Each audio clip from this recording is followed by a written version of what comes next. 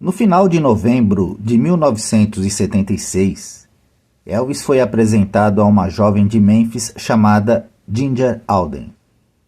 Toda a sua atenção se voltou imediatamente para ela, contra seu bom senso, se você me perguntar.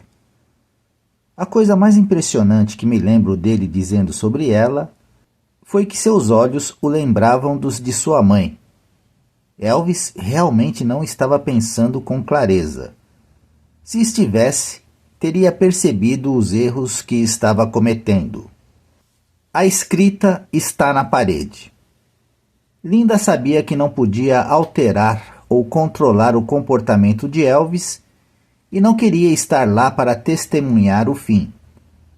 Linda havia investido quase 4 anos e meio de sua vida no que estava se tornando uma fantasia sem esperança e, para o bem de sua própria sanidade e bem-estar, ela precisava seguir em frente.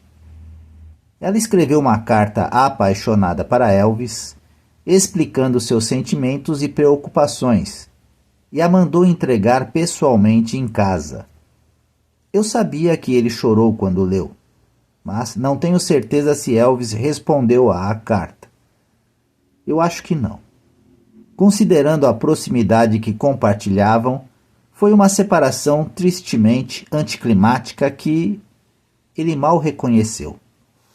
Mesmo agora separado de Linda, Elvis tinha Sam Thompson em tal alta conta que o convidou para ficar. Com Red e Sunny fora, estes foram dispensados no início daquele verão, suas palavras para Sam foram: "Eu preciso de você." Sam optou por ficar. Embora tenha terminado com uma série de shows marcantes aquela última semana de dezembro de 1976, tinha sido um ano muito difícil. Sua dependência de drogas estava se tornando incontrolável. Seu pai também estava com problemas de saúde. Ele perdeu 2 de seus amigos mais próximos. Estava enfrentando a publicação de uma denúncia potencialmente letal e perdeu Linda Thompson, uma de suas principais fontes de suporte de vida. Em retrospectiva, posso ver o que realmente foi o cenário para o show final. Em 15 de agosto de 1977, voei de Los Angeles para Memphis. Estávamos programados para partir no dia seguinte para Portland, Maine, para começar outra turnê. Eu estava hospedado no motel Howard Johnson, na esquina de Graceland. Quando cheguei em casa por volta das 22 horas, Sam Thompson estava de plantão e me atualizou sobre o estado dos acontecimentos na casa. Sam me disse que Lisa Maury estava lá, que Elvis havia solicitado que ela estendesse sua visita e que ele a levaria de volta a Priscilla, na costa oeste, no dia seguinte. Eu queria discutir alguns detalhes com Elvis, então liguei para o quarto dele. O primo de Elvis, Billy Smith, atendeu e me perguntou se poderia esperar até que eles voltassem de onde estavam indo. Sam me informou que Elvis tinha uma consulta no dentista. Então esperei e conversei com Sam até eles voltarem. Quando voltaram, Elvis saiu direto da entrada da frente e foi direto para o seu quarto. Liguei para ele no interfone da cozinha.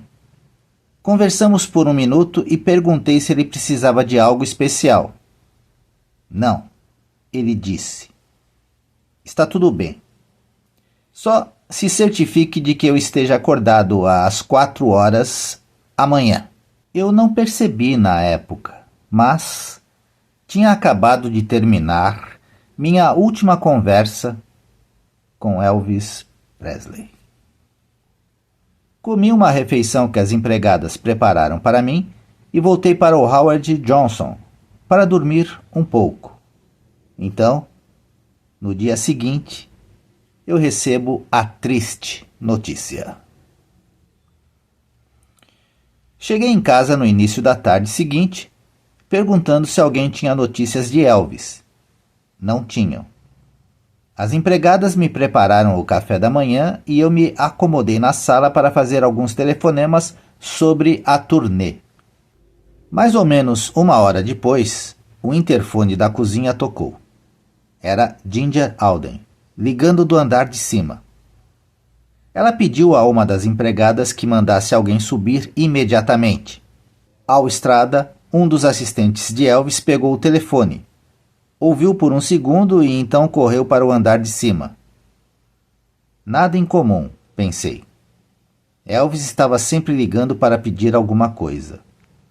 Um momento depois, Estrada chamou de volta. Desta vez, eu atendi. Joe, suba! Preciso de sua ajuda, ele disse. Sua voz estava tomada pelo pânico. Subi correndo as escadas e entrei no banheiro para encontrar Al e Ginger encolhidos sobre o corpo, obviamente sem vida, de Elvis. A cena me atingiu como uma tonelada de tijolos. Elvis estava no chão em posição fetal, com o rosto meio enterrado no tapete vermelho felpudo. A metade dele que eu conseguia ver estava azulada e contorcida. A calça do pijama estava abaixo dos joelhos, os dentes cerrados sobre uma língua saliente e descolorida. Seu querido colar com a estrela de Davi balançava abaixo do pescoço. Eu já tinha visto Elvis mortalmente doente antes, mas algo dentro de mim dizia: nós o perdemos desta vez. Peguei o telefone e chamei uma ambulância. Depois contatei o Dr. Nick e o pai de Elvis. Minha mente estava a mil. O que eu deveria fazer? Ajoelhei-me diante do corpo, fazendo tentativas inúteis de abrir sua boca, batendo em seu peito, dando choques em seu organismo. Eu estava apenas imitando coisas que tinha visto na TV em uma tentativa desesperada de obter algum tipo de sinal vital. A próxima coisa que percebi foi que as pessoas estavam lotando o banheiro. Charlie Rod, Vernon, sua namorada Sandy Miller, talvez outros. Um caos emocional se instalou ao meu redor. Todos estavam lamentando, chorando, rezando. Eu estava bem acordado, vivendo uma cena saída diretamente do meu pior pesadelo. Vernon desabou em um monte de terra. Ele estava tendo outro ataque cardíaco? A pequena Lisa Marie entrou no quarto assim que os paramédicos chegaram. Gritei para Ginger tirá-la do caminho, enquanto levantávamos o corpo de Elvis na maca e descíamos as escadas com dificuldade e íamos até a ambulância que nos esperava. Assim que chegamos lá, o Dr. Nick entrou gritando na garagem. Charlie e eu pulamos na parte de trás da ambulância com o Dr. Nick e corremos em direção ao Hospital Memorial Batista. O Dr. Nick trabalhou desesperadamente em Elvis até chegarmos ao Batista. As portas do pronto-socorro se abriram e o levaram às pressas para a equipe médica conhecida como Equipe Harvey, que assumiu as tentativas de ressuscitação. A equipe do hospital ajudou Charlie e eu a esperar em uma sala privativa. Billy Smith, Al Estrada e David Stanley finalmente chegaram e esperamos juntos pelas notícias. Seriam necessários uma dúzia de milagres para alterar a realidade devastadora para a qual todos nos preparávamos. Enquanto eu estava sentado ali, entorpecido, repetindo mentalmente o que acabara de acontecer, percebi que eles estavam tentando reanimar um cadáver. Que disparate! Eu soube que meu melhor amigo estava morto no momento em que o toquei. Cerca de 20 minutos depois, o Dr. Nick entrou na sala. Seu rosto estava preocupado e lágrimas escorriam de seus olhos. Ele se foi. Foi isso. Todos nós perdemos o controle. Eu me senti como se estivesse tendo uma experiência extracorpórea. Metade de quem eu era parecia ter simplesmente flutuado.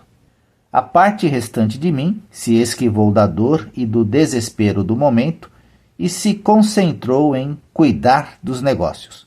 Eu tinha que permanecer estoico, pelo menos por enquanto, a fim de lidar com o ataque maciço da mídia e do pânico humano que eu sabia que o anúncio da morte de Elvis desencadearia. Como suspeitávamos, no momento em que a notícia da internação de Elvis no hospital chegou às ondas do rádio, a mídia começou a convergir. Um dos meus primeiros contatos resultou em um clipe meu com Charlie Rod, que foi filmado no Hospital Memorial Batista naquela tarde fatídica. Contei ao repórter de televisão que me entrevistava que havia encontrado o corpo de Elvis em seu quarto e não no chão do banheiro.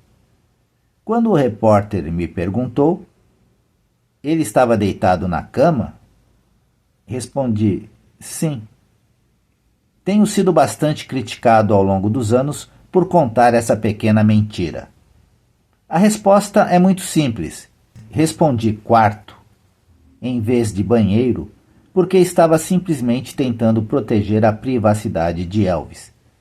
Seria realmente necessário revelar um detalhe tão indiscreto e incidental como aquele em um momento tão trágico? E lembre-se, esta entrevista ocorreu poucas horas depois de encontrar meu amigo mais querido morto. A experiência mais chocante da minha vida. Sempre foi nosso dever proteger Elvis, independentemente das circunstâncias.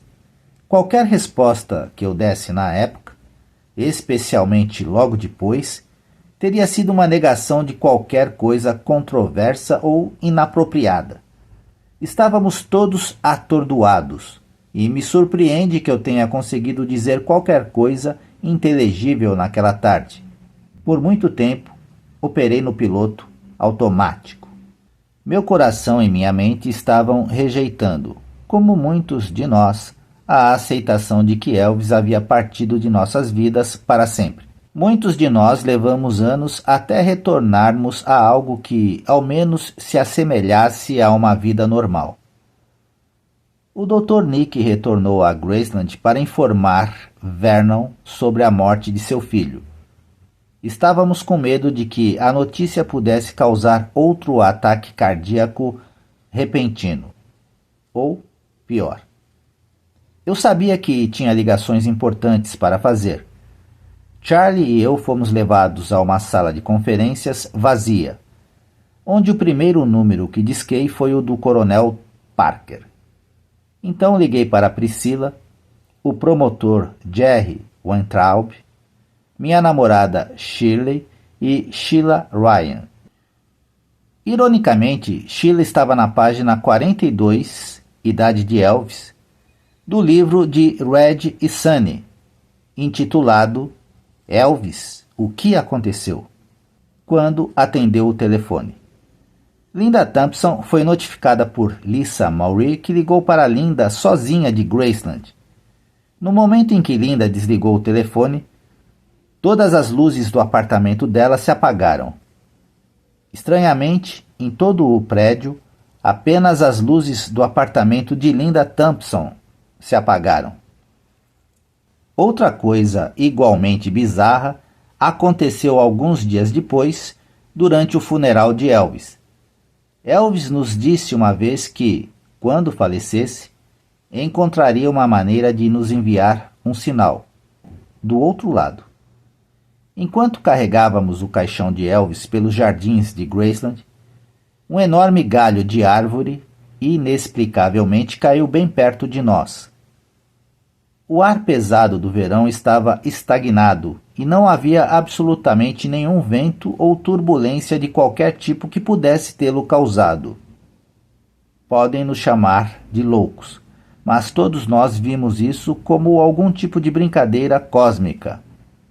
Mais tarde, cada um de nós quebrou um pedaço do galho como lembrança, tão convencidos que estávamos de que o galho que caíra era um sinal de Elvis, como uma piscadela de cumplicidade. Elvis Aaron Presley faleceu em 16 de agosto de 1977. Eu sei porque estava lá quando aconteceu. Encomendei o caixão de cobre em que ele foi enterrado. O homem faleceu e me indigna que tantos sugadores de sangue insidiosos tenham se safado, aproveitando-se da dor não resolvida que muitos fãs compartilham por sua morte.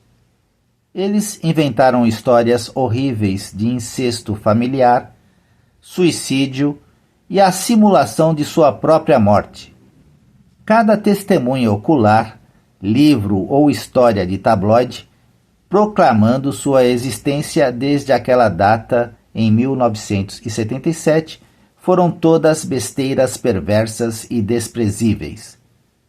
A morte de Elvis impactou a vida de tantos milhões de pessoas em todo o mundo, e tem sido difícil para muitas delas aceitar a perda.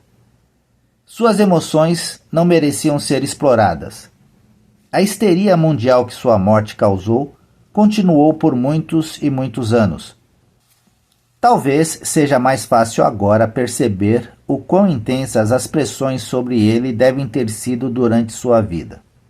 Elvis vive nos corações e pensamentos de seus milhões e milhões de fãs. E, mais importante, através do dom de sua música.